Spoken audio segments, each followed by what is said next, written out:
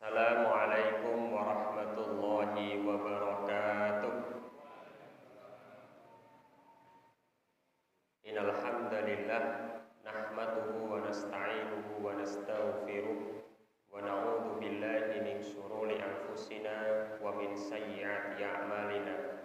May yahdihillahu fala mudilla lahu wa may yudlil fala hadiya lahu. Asyhadu an la ilaha illallah wahdahu la syarika lah wa bidzalika umirtu wa ana minal musyrikin. Inna sholati wa nusuki wa mahyaya wa mamati lillahi rabbil alamin. Rabbi shrah li sadri wa yassir li amri wahlul 'uqdatam min lisani yafqahu qawli.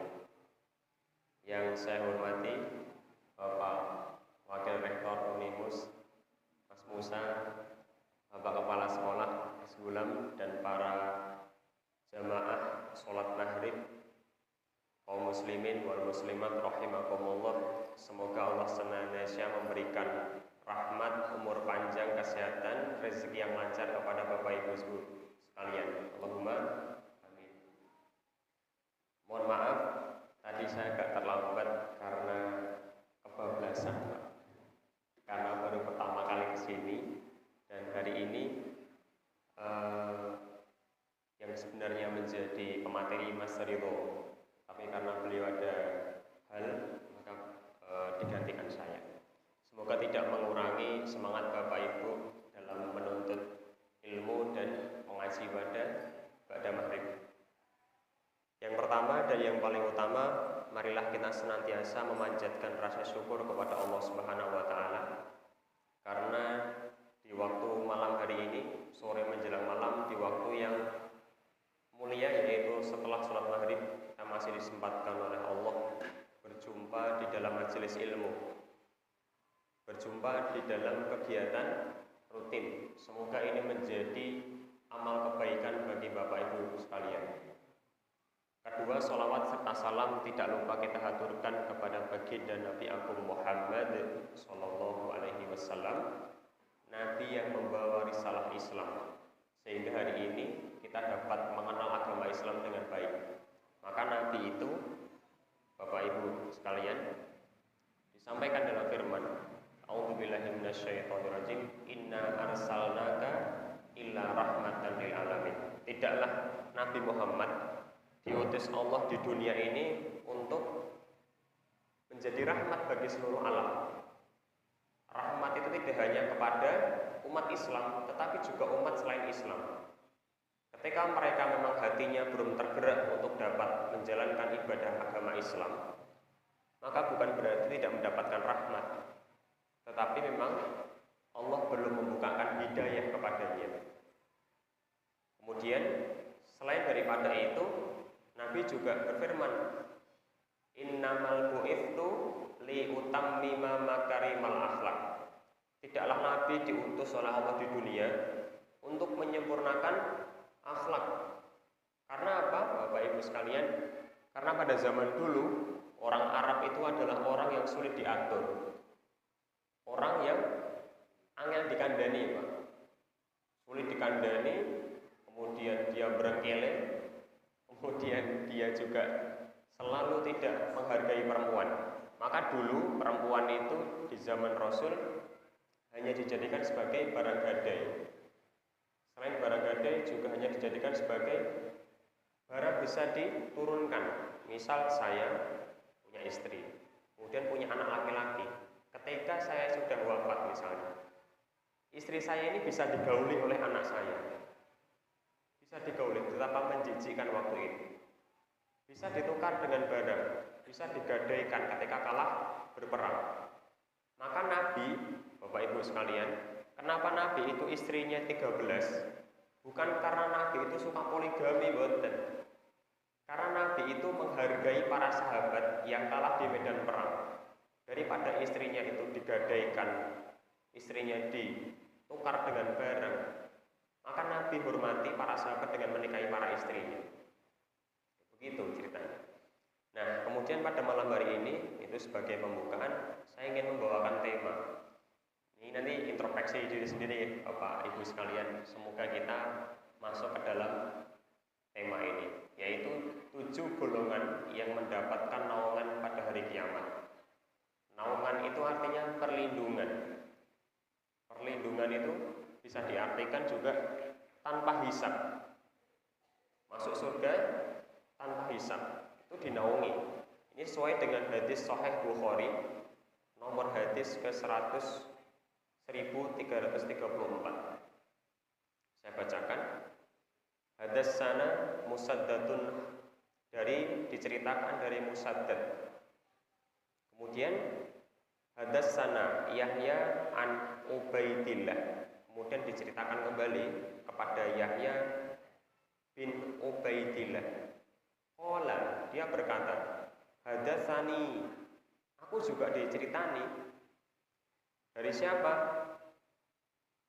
Khubab ibnu Abdirrahman. Dari Khubab ibnu Abdirrahman. Kemudian an Hafsi bin Hashim, dari Hafsah bin Hashim, an Abi Hurairah. Kemudian sampailah kepada Abi Hurairah. An Abi Hurairah radhiyallahu anhu anna Nabi sallallahu alaihi wasallam. Kemudian dari Abi Hurairah saya juga mendapatkan ilmu, mendapatkan hadis ini dari Rasul. Jadi secara nasab, kemudian secara rentetan hadis itu tersambung. Maka hadis ini hadis mutawatir, hadis yang di atasnya hadis sahih. Nabi berkata, salaman qala, wassalaman artinya sapa wong sing selamat itu. Nabi berkata qala, sab'atun, 7 yudhilluhullahu ta'ala. Ada 7 orang itu yang dinaungi. Siapa yang dinaungi 7 itu? Kira-kira pernah mendengar materi ini belum Bapak? Sudah? Sambung ya. Dan mungkin ini mengulang biar mengingatkan kembali. Yang pertama adalah al-imamu adil, pemimpin yang adil. Pemimpin yang adil itu kalau kita dapat melihat siapa pemimpin yang paling adil adalah Nabi Muhammad. Nabi Muhammad itu jangan hanya Bapak Ibu pikir sebagai nabi saja. Beliau juga salah satu pemimpin pemerintahan, juga kepala pemerintahan. Menjabat 2. Istilahnya presiden dan DPR. Kalau di kita itu nabi. Betapa hebatnya beliau bisa menjabat di 2 tempat yang sangat penting. Akhirnya Nabi itu di Arab itu berdakwah selama 13 tahun, pindah ke Madinah 10 tahun. Hanya butuh 10 tahun untuk dapat menjadikan Madinah sebagai kota yang hebat, kota yang makmur, kota yang subur. Pemerintahan kita diberi waktu 2 periode, 5 periode, artinya 5 tahun, 10 tahun, belum bisa seperti Nabi. Itu menunjukkan bahwa pemimpin yang adil adalah Nabi sebenarnya. Kalau kita dapat melihat di masa lalu. Tapi hari ini tentu kita sulit untuk dapat sama seperti Nabi. Karena tadi Nabi adalah rahmat. Selain rahmat juga Nabi itu menyempurnakan akhlak. Nah, siapa pemimpin yang hari ini dapat menyempurnakan akhlak manusia? Kan sulit Pak, Bu, kita temukan. Sulit. Mereka menjanjikan, nanti akan saya bangunkan A, nanti akan saya berikan bansos B, tetapi tidak dilakukan. Padahal ada 4 sifat Nabi. Yang pertama adalah siddiq. Ini anak-anak SMP biasanya dapat materi. Sifat wajib bagi Rasul. Siddiq itu benar. Artinya ucapan Nabi dan tindakannya Nabi itu tidak mencela-mencela. Apa yang dijanjikan dibuktikan. Itu yang pemimpin yang baik. Yang kedua, amanah. Amanah itu dapat dipercaya. Masyarakat udah percaya karo Nabi. Nah, pertanyaannya, semoga kita di Semarang ini ketika sudah kemarin memenangkan salah satu paslon, yang kalah ya jangan kemudian membenci. Yang menang jangan kemudian berbesar hati. Artinya apa? Harus senantiasa menerima. Kita mendoakan pemimpin-pemimpin kita agar senantiasa amanah. Selain amanah, fatona. Pemimpin juga tidak hanya menjabat maju, tapi juga cerdas. Cerdas itu berpikir, kira-kira rakyat saya ini butuh keopo. Kira-kira sekolah sini membutuhkan apa, difasilitasi, kemudian diberikan dana, dibantu, masyarakat senantiasa diayomi. Yang terakhir adalah tablik, menyampaikan. Nah, syukur-syukur pemimpin-pemimpin kita orang yang dapat pandai menyampaikan dakwah seperti ini.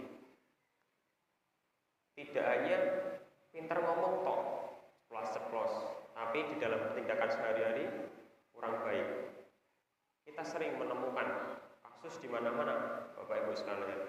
Di pondok pesantren banyak kiai yang berbuat pelecehan kepada santri. Kita temukan di mana-mana. Itu bukan pemimpin yang tablik, ngomong tok ning ngarepan tapi di belakang tidak pernah berbuat baik. Nah, ini semoga yang jadi pemimpin itu tidak hanya presiden, tidak hanya gubernur, tidak hanya bupati. Kepala sekolah seperti Mas Bulam itu juga pemimpin. Kemudian Mas Musa di IMM juga pemimpin. Bapak Ibu jadi ketua RT, menjadi rektor, menjadi RW itu juga pemimpin bagi rakyat di lingkup kecil. Maka amanah apa yang dibutuhkan masyarakat diberikan. Karena janji Allah, pemimpin yang adil akan dinaungi pada hari kiamat. Yang kedua, syabbu tasa'a fi ibadatillah. Orang yang disibukkan dalam keseharian itu untuk beribadah kepada Allah. Maka ada istilah, kerja itu hanya selingan kita untuk beribadah kepada Allah. Kerja itu sebagai selingan kita menunggu waktu sholat. Kita sering mendengar itu nggih, Pak, Bu. Yaitu menjadi pengingat bagi kita. Maka saya pernah mendapatkan materi ini dari Pak Suparman. Ibadah itu terbagi menjadi dua, Pak. Ada ibadah mahdhah, ada ibadah ghairu mahdhah. Nah, ibadah mahdhah itu adalah ibadah yang paling rendah. Kenapa? Mahdhah itu kan sholat, puasa, zakat, syukur-syukur nek gadah arta nggih haji. Itu kan ibadah kita kepada Allah. Itu paling rendah standarnya menungso umat Islam itu yo sholat, yo poso, syukur-syukur, zakat. Itu paling rendah. Nek jenengan delok wong sholat itu ibadah paling apik, derajatnya paling tinggi mboten. Karena bentuk jenengan dikai umur panjang, jenengan dikai kesehatan, itu yo bersyukur dengan cara sholat, zakat. Nah, nek jenengan itu pengen jadi orang sing paling derajatnya tinggi, maka disampaikan khairun nas anfa'uhum linnas. Sebaik-baike manungsa yaiku kang manfaat kanggo wong akeh. Nek jenengan hidup di suatu tempat, di suatu daerah, kemudian jenengan itu saged gawe manfaat kangge masyarakat sekitar, berarti jenengan itu orang yang paling baik di mata Allah. Disampaikan kembali, khairukum man ta'alamal Qur'an wa 'allama. Sebaik-baiknya manungso yang belajar Al-Qur'an dan ngajarke, Pak. Jadi butuh objek, butuh orang lain agar mendapatkan manfaat yang didapat dari dirinya. Berarti nek ibadah itu namung kangge jenengan tok, itu berarti ibadahnya itu jenengan egois istilahnya. egois, pengennya dipek dhewe. Padahal Allah mengajarkan tentang kebaikan kepada manusia yang lain. Nah ini mungkin kita sering melihat, wah, wong kayak sregep, pahalanya kayak sholat terus, tapi lali orang ngelekke tanggane sing ora pernah sholat, ditokne wae anake ora sholat dijarne. Wis sholat ra sholat sak karepmu. Tanggane kesusahan, awake cukup, tanggane kesusahan meneng wae. Dibantu agar manfaat bagi lingkungan. Nek boten saged manfaat kangge daerah, lingkungan lebih kecil. Minimal boten membuat kerusuhan di suatu daerah. Maka nganyelke, Pak, nek enten tiyang hidupe bahagia, dia membuat keribetan, keruwetan, bingungke masyarakat. Nah, ini disampaikan. Maka dermawan. Maka Islam itu, Bapak Ibu, mengajarkan tentang kaya, bukan mengajarkan tentang miskin loh. Namun ini contoh Islam itu kan ngajarke infak, dia bukan infak nangge nopo rata-rata arto jenengan habis sholat subuh mlebokke kotak infak. Terus nopo malih dermawan, tadi infak, sedekah. Sedekah, misal bangun masjid, butuh biaya, butuh harta mboten? Butuh. Selain itu kurban. Kurban butuh harta mboten? Butuh. Tuku sapi, tuku kambing, urunan. Nah, maka umat Islam itu harus berusaha sungguh-sungguh untuk menyejahterakan dirinya dan keluarganya. Syukur-syukur nek hartanya berlebih, manfaat bagi orang-orang sekitar. Kemudian yang ketiga, ini orang yang dinaungi pada hari kiamat. Rajulun muta'alikun qalbuhu bil masajid. Seorang anak muda yang senantiasa hatinya itu bergantung kepada masjid. Enten Pak, tiang itu mungkin jenengan nggih, mungkin diresapi semawon. Kalau jenengan merasa sholat dhewe ning omah itu ora puas, ora merasa lego, mungkin jenengan termasuk niki. Nek jenengan sholat ning omah dhewe kuwi biasa-biasa wae, alah sholat ning omah ora apa-apa. Sholat dhewe. Nah, ini masalahnya. Karena rajulun muta'alikun qalbuhu bil masajid. Seorang laki-laki atau seorang anak muda yang bergantung hatinya pada masjid. Sholat dhewe ning omah ngrasa kurang, kudu ning masjid. Maka gerimis mlaku ning masjid. Kemudian kesel awake, kesel mulih kerja. Tapi piye carane mangkat? Ini terutama yang muda ini. Karena di sini rajulun. Rajulun dari kata rijalun, laki-laki. Arjul, laki-laki. Muta'alikun, ini perempuan ya berarti. Kenapa Nabi dulu selalu menggunakan hadis kata rajulun? Karena dulu itu yaitu laki-laki diangkat derajatnya, perempuan direndahkan derajat. Maka sering menggunakan kata-kata rajulun, rajulun, rajulun. Tapi artinya rata, laki-laki perempuan. Lama laki-laki. Nah, mungkin kalau bapak, mas-mas ini sudah seneng karo masjid, misalnya narget subuhan kudu ning masjid, maghrib masjid, duhur ning masjid, meskipun tidak dapat ke masjid dengan halangan hujan atau ketiduran, tapi sudah dihitung pahala. Mulianya Allah itu punya niat baik, sudah dihitung pahala. Tapi nek punya niat buruk, belum dilakukan, belum mendapatkan dosa. Ini niatkan riyen. Nah, iki penting iki. Gelisah salat dhewe ning omah gelisah. Nang omah salat dhewe ora ono kancane, kan juga pahalanya Allah ketika salat di masjid diangkat 27 derajat. Nah, ini mulia sekali. Nah, kemudian yang nomor 4, rajulani. tahabba fillah. Dua orang yang saling mencintai, ijtama'a alaihi tafarraqah alaihi. Dan dia juga terpisah karena agama.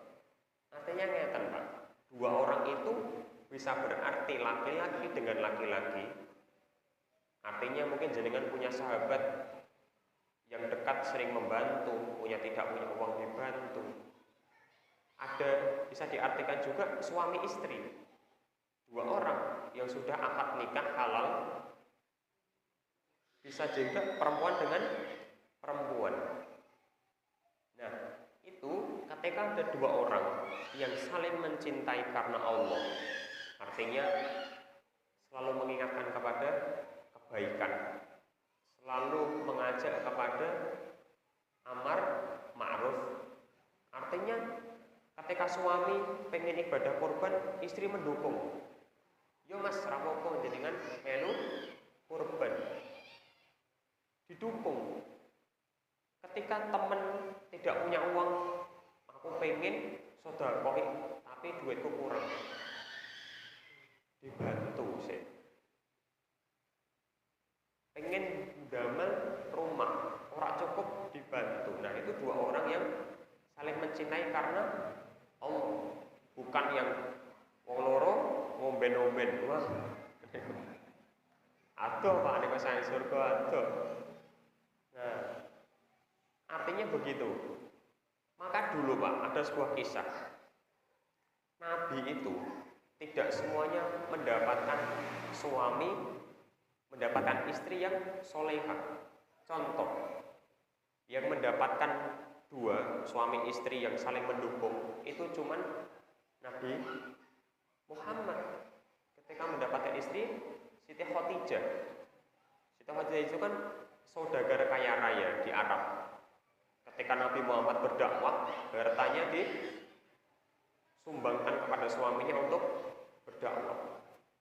Ada nabi yang tidak didukung oleh istrinya, Nabi Nuh. Nabi Nuh itu kan nabi yang tidak didukung sama istrinya. Mengingatkan kepada umatnya tentang ibadah kepada Allah. Istrinya maido. Iki ngopo Mas gawe kapal, wong ning padang pasir kok gawe kapal.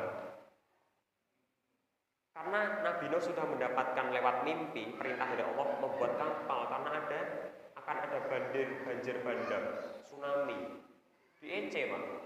Bahkan sampai anaknya Kanan itu tidak taat kepada ayahnya. Ada lain, Nabi Lut, kaum Sodom. Laki-laki seneng karo laki-laki, perempuan seneng karo perempuan. Saat ini koneten ya Pak. Zaman dulu koneten niku. Ini jenengan saat ini kaget, wah biyen lebih keren lagi Pak. Sampai Allah itu membumi balikkan diwalik, tanah ini itu diwalik. Kemudian Nabi Lot itu kan istrinya juga suka LGBT. Begitu. Nah, makanya jangan heran Pak, kalau di era sekarang suaminya taat, istrinya ora gelem sholat. Istrinya gelem sholat, suaminya senengane minum-minum. Kan ada ya beberapa kasus ya Pak. Itu sudah ada sejak dulu. Ada juga yang elek kok elek Pak. Itu Abu Lahab. Maka sampai ada sebuah ayat, tabat syada Abi Lahabi wa tab. Itu kan istrinya membawa kayu bakar dan menyebar fitnah. Abu Lahab musuhi Nabi Muhammad, istrinya suka nyebar fitnah, suka ngerasani, suka menggunjing tetangganya. Nah, itu. Maka warna-warna Pak bentuk ini. Kemudian ini saya mengingatkan, ada ibu-ibu buat ini, dan keriduan. Ada sebuah hadis itu keren sekali Pak. Nabi dulu ketika Isra Mi'raj kan ayatnya subhanalladzi asra bi 'abdihi laila minal masjidil haram ilal masjidil aqsal ladzi barakna dan seterusnya. Ketika ketika Nabi diperintah untuk Isra Mi'raj, Nabi itu meminta dua permintaan. Satu, ya Allah, saya ingin diperlihatkan surga, dan kedua, neraka. Pertama, Nabi itu delok surga. Ketika delok surga, Nabi niku mboten saged ngomong, Pak. Karena apa? Saking indahnya surga, nikmatnya melimpah. Nabi sampai ra iso ngomong. Coba bayangin, Nabi ra iso ngomong ketika melihat surga. Berarti betapa nikmatnya. Ini mendoan ini rencana apa-apaan. Ini Allah, bagi Allah gampang. Tapi ketika habis melihat surga, Allah minta Nabi diperlihatkan neraka. Sampai di situ Nabi itu mengeluarkan perkataan. Maka uri dunar, berarti saya uri dunar, ditampakkan padaku neraka. Faida aksaru ahlihan nisa, kebanyakan penghuni neraka itu anisa, perempuan. Ini kalau dari ibu enak ya. Kira-kira kenapa, Pak? Oke, mau wedok daripada mau ngelanang. Kira-kira kenapa gitu? Gak bisa menjaga mulut. Gini, yakfurnar asyir, yakfurnal ihsan. Karena sebabnya mereka tidak jarang masuk surga sedikit itu, yakfurnal asyir, yakfurnal ihsan. Dia kufur, Pak, karo suamine. Kufur itu dikei gaji sakmene kurang. Suami ngelakoni kebaikan kurang. Gaji UMR kene bojone Mas iki kurang, Mas. Gua anak etok entek. Dhewe meh dolan piye? Mangane piye? Kufur, Pak. Ini juga ada di masa lalu. Ketika Ismail punya istri, itu kan Nabi Ibrahim kan survei ke rumah. Ketika sampai ke rumah, istrinya itu pradul. Walah, kan mboten kenal niku ayahe sapa. Karena dari pernah ketemu. Jadi, Allah, Pak, istri suami kuwi kerja terus duitnya samung sithik. Kehidupan keluarga kowe kurang. Setelah itu nanti pesan ke karo suamimu, kon ganti pintu rumahnya. Dinalar kan ra masuk, Pak. Istrinya cerita, Mas, mau ono mbah-mbah bulan rene cerita nek dikon ganti pintu rumah. Maksudnya nopo nggih? Jelaske. Maksudnya aku dikon nyereke sampean golek istri liyane. Mungkin sebabnya sampean gampang nyebar aib keluarga. Sampean ngerasani aku istri suamimu sendiri, orang bersyukur karo suami. Kok nyereke? Ini juga sami, kufur dan tidak pernah berterima kasih. Yang furnal asyim, yang furnal ihsan, tak pernah matur nuwun karo bojone. Onone kurang terus. Kemudian ada sebuah ungkapan dari Nabi, lau ahsanta ihdahunadar. Jikalau perempuan itu, jikalau laki-laki itu berbuat baik setahun penuh, setahun ini berbuat baik. Kemudian berbuat satu kesalahan, Mas. Dewe ini setahun penuh berbuat baik pada istri. Istri ndelok dewe ini satu keburukan, maka dia akan mengatakan, ma ra'aitu minka khairun khata. Wahai suamiku, kamu tidak pernah membahagiakanku. Kamu tidak pernah membuat senang hatiku. Jadi perempuan itu sering, Mbak. Dengan melakoni apik, satu keburukan, hilang semua kebaikan. Seperti itu. Nah, ini semoga istri-istri Bapak yang baik itu diberi peringatan, ya Pak. Saya juga ini masih muda belum punya istri. Ya, saling mengingatkan. Pas Isya ya Pak ini. Oke, nanti naik Isya ini. Kemudian yang kelima. Tadi sampun nggih nomor 5. Rajulun da'aitum ra'atun datu mangsibi wa ja'alal faqala inni akhafullah. Jadi rajulani ketika ada seseorang laki-laki maksiatihi, menemukan sebuah maksiat. Maksiat itu dijelaskan Pak. Apa itu? Ketika seorang laki-laki menemukan suatu maksiat atau godaan maksiat dari An-Nisa, ini An-Nisa, perempuan yang gonion itu kaya. Ada seorang laki-laki yang dapat menahan godaan dari wanita yang kaya, yang cantik.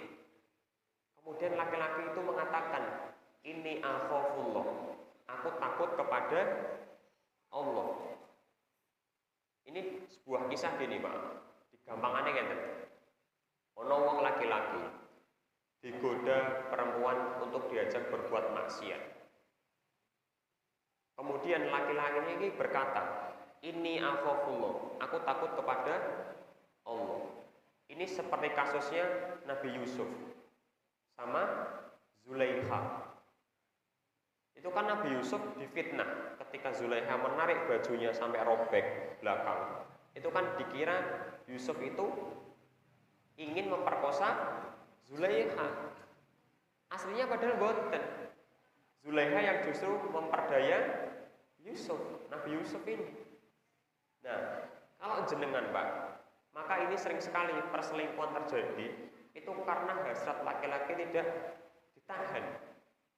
Maka kalau jenengan bisa menahan nafsu, menahan godaan dengan mengatakan ini akhafullah, aku takut kepada Allah, maka termasuk pada dalam 7 golongan. Maka ditahan nafsu itu.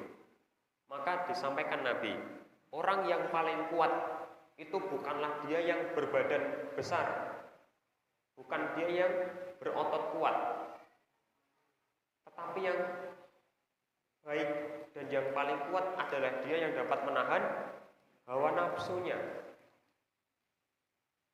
Hawa nafsunya dewe ditahan. Ditahan Pak. Misal kita kan sering ya Pak, dinamakan tamak. Sudah Allah beri motor, minta mobil, rumah megah. Setelah punya rumah megah, pengen A, pengen B. Itu kalau tidak dilandasi rasa takut kepada Allah, maka akan terus. Tidak akan pernah puas dirinya. Nah, begitu. Kemudian, nah ini yang keenam ini. Ini tentang sedekah. Yaitu rajulun tasaddaqa bisadaqati. Seseorang yang bersedekah dideleke, Pak, disembunyikan.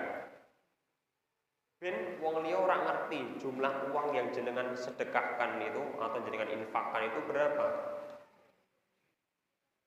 Kemudian wa akhfaha hatta la ta'lam.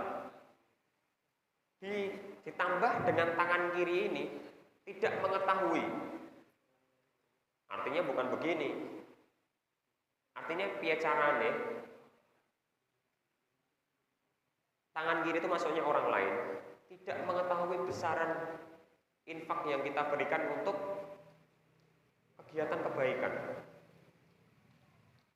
Maka sering ya kalau kita itu ada orang buat masjid ditulis hamba Allah. Iya Pak ya. Kemudian tulis jenenge. Tujuannya apa? Untuk menutupi itu tadi. Maka sebenarnya ibadah yang paling baik besar pahalanya ketika orang lain tidak mengetahui.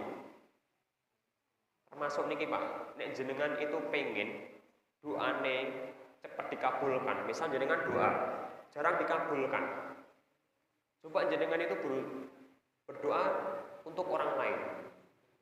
Semoga si A, tetangga saya segera sejahtera, segera mendapatkan kerjaan yang baik. Sesungguhnya doanya itu akan kembali kepada kita. Doa kepada saudara yang tidak diketahui itu mustajab, apalagi kepada anak-anak kita.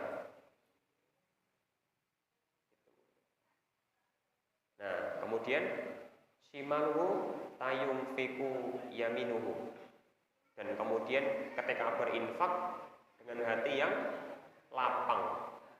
Lapang itu yo misal ngeten Pak, kanane 2000, 10.000 bisa 50.000. Wis nang masjid diroboh cemplung, jebul 50.000. Gelo mboten Pak? Gelo mesti. Waduh, kok 50.000. Niate bar Jumatan mek kanggo tuku sate malah 2000 sate kok kasih do tuku gelo. Padahal rizki yang kita berikan untuk infak itu adalah investasi pada hari kiamat nanti. Tapi kita itu pelit Pak sebenarnya, kalau diri dewi itu pelit. Dinggo kebutuhan sehari-hari, dinggo mangan, los. Tapi dinggo infak kepada Allah, pelit. Padahal harta yang sesungguhnya adalah harta yang ketika kita bawa ke akhirat. Itu. Nah, maka hadis ini menjelaskan tentang caranya kalau kita itu bersedekah tidak mengharap pujian, ya begitu loh. Tidak mengharap-harap pujian, sanjungan, kemudian tepuk tangan orang lain. Ya sudah, ketika jenengan bersedekah dengan harta yang semampunya untuk kepada Allah di jalan Allah, itu akan menjadi pahala. Kemudian ada istilah idza mata ibnu adam inqata'a amaluhu min salas. Ketika seseorang itu sudah meninggal dunia, maka akan terputus semua amal min salas kecuali 3. Shadaqatin jariyatin al-ilm yuntafa'u fihi al-waladin sholihin yad'ulah. Pertama, sedekah jariyah. Saged masjid, saged bangun rumah sakit, bangun sekolah, kawin maslahat.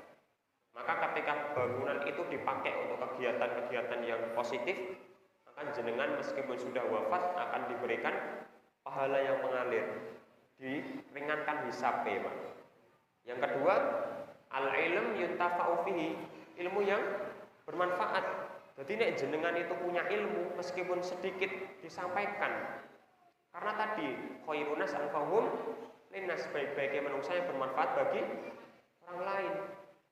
Jenengan gadah ilmu, saged ngimamin salat, saged zikir diajari rencangnya. Ben padha ngertine. Yang terakhir al-waladin sholihin yad'ulah. Anak soleh atau anak yang solehah senantiasa mendoakan orang tua. Maka kalau jenengan gadah putra, gadah wayah, dididik Pak. Karena itulah yang anak-anak itulah yang akan mendoakan jenengan. Mboten mungkin tonggo, anak tonggo doakan jenengan. Mungkin tapi jarang. Yang paling sering anak kita. Makanya jenengan gadah anak dididik. Kaya carane regep sholat, iso ngaji. Syukur-syukur bisa bermanfaat bagi wong tua, pengerten. Banyak Pak sekarang itu anak-anak yang ora ngerti wong tua. Cilik diopeni, gede lunga, wong tua loro ora gelem bali. Apa maneh ngribeti meneh, Pak. Ini termasuk su'ul walidain dalam kitab Tanwirul Qulub. Nek misal nggih, orang tua punya anak jauh, misal di Jakarta, orang tuanya ning Jawa Tengah. Dikabari, nak, ibunya ngabari bapaknya, nak, bapak sakit, ndang baliyo, sakit bapak akan karo kowe. Anaknya jawab, ngapunten Bu, kula masih repot karo kerjaan. Kerjaane isih akeh, mboten saged bali. Rong dina ditelepon neh, "Le, bapakmu opnam." Jenengan ora iso bali tenan. Ora iso, Bu. Ngapunten. Akhirnya suatu ketika bapaknya meninggal. Blek. Dikabari le bapak pun sedo. Anaknya nelpon, Sik yo Bu, tak bali mulih, tak sempatke. Nah, itu menjadi su'ul walidain, Pak. Kenapa? Menunda-nunda dimakamkan jenazah ayahnya, keluarganya, itu menjadi penghalang anak itu mendapatkan rahmat. Jadi kalau ada mayit yang sudah wafat itu segera dikuburkan. Biar apa? Biarkan dia segera bertemu dengan amalnya. Dia sudah rindu dengan amalnya. Masa penantian itu suakit, Pak. Menanti dari sudah wafat sampai ke liang lahat itu kan nunggu ya. Itu suakit, Pak, mayit. Merasakan penderitaan. Makanya anak itu menunda-nunda sampai 1 hari kon nunggu. Su'ul walidain itu bukan menghormati, bukan bakti kepada orang tua. Nek kowe bakti yo wingi bali yo gitu. Maka sering saya temui di beberapa tempat seperti itu. Maka kalau misalnya ada orang meninggal ketika ibadah haji di Arab, kuburkan di Arab saja, nggak perlu dibawa pulang ke Indonesia. Seperti Maimun Zubair Kiai Haji itu kan meninggal di Arab ketika haji, dikuburkan langsung, nggak usah dibawa pulang. Di kendaraan pesawat itu sakit, Pak, itu menunggu penantian sakit sekali itu. Nah, itu nggih, Pak. Mungkin kalau jenengan punya tetangga anaknya pergi jauh, orang bali-bali bapak eloro sampai meninggal, kon nunggu meneh diingatkan sedang dikubur kemau. Mesake ning jenazah mesake. Nah, ini yang terakhir sebelum 5 menit sholat isya. Rajulun dzakarallahi khaliyan fafadna anhuma. Seseorang yang sendirian sholat, dewean Pak sholatnya, dan zikrullah, zikir kepada Allah hingga kedua matanya itu meneteskan air mata. Ini yang terakhir. Nah, ini sering kita temui pada sholat tahajud biasanya. Orang yang punya hajat itu biasanya Allah perintahkan lewat sholat tahajud. Maka ayatnya, A'udzubillahi minasyaitonirrajim, aqimis sholata liduluki syamsi. Sholat kamu sejak matahari tergelincir ila ghasaqil laili, hingga waktu malam, wa qur'anal fajr, hingga waktu fajar. Aqimis sholata liduluki syamsi ila ghasaqil laili wa qur'anal fajr, innal qur'anal fajri kana masyhuda. Karena di waktu subuh itu kana masyhuda, petunjuk. Makanya ada sering Pak mengatakan, nek kowe pengen delok umat Islam kuwi akeh apa, teko salat Idul Fitri. Tapi jenengan pengen delok umat Islam yang sejati, teko waktu salat subuh. Subuh sithik, Pak, sebaris paling. Omneh di kampung yang di daerah terpencil sithik, paling 5, itu pun sepuh-sepuh, Pak. Padahal janji Allah tadi, rajulun muta'alikun qalbu bil masajid. Cah nom sehatine gantung karo masjid. Ning cah nom saiki turu. Tapi jujur, Pak, kadang saya juga keturun. Tidak selalu sholat subuh. Berarti saya juga termasuk kurang baik juga. Saya terkadang 1 minggu ada 2 yang kelewat enggak di masjid. Ya mungkin karena saya begadang terlalu malam. Tapi saya introspeksi, berarti harus lebih baik lagi. Tapi yang saya temukan ketika sholat subuh, soft depan itu sepuh-sepuh kabeh. Canom hilang, Pak. Canom maghrib isya rame. Subuh hilang, paling 1-2 ngoten. 1-2. Nah, kemudian karena masuk wa minal laili fatahajjat bihi nafilatan lak. Kemudian pada waktu malam, sepertiga malam, fatahajjat bihi, kowe bermunajat.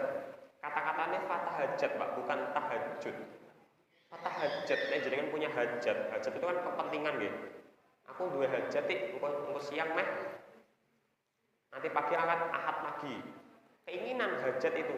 Nah, nek jenengan gak ada hajat, keinginan, misal pengen anaknya sukses, pengen rezekinya lancar, di kerjaan, neng pekerjaan diganggu uang, rezekinya seret, sholat tahajud, Pak. Nafilatan lak asa ayya ba'atsaka rabbuka maqaman mahmudan. Maka dengan sholat tahajud itu semoga, kata semoga, Allah itu memudahkan jalan panjenengan sedaya. Yo beda-beda dalane tergantung apa yang dimunajatkan itu. Misal kok istri saya sulit diatur, suka blonjo-blonjo akeh, jarang perhatian karo suami, bermunajat Pak, jaluk pertolongan kepada Allah sambil dituntun.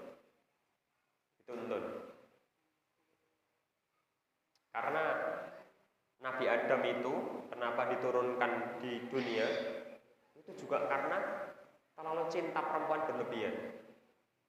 Itu kan cinta mati dengan Siti Hawa, sehingga janjinya Allah untuk tidak makan buah khuldi itu dia makan, dia petikkan untuk perempuan yang dia sukai.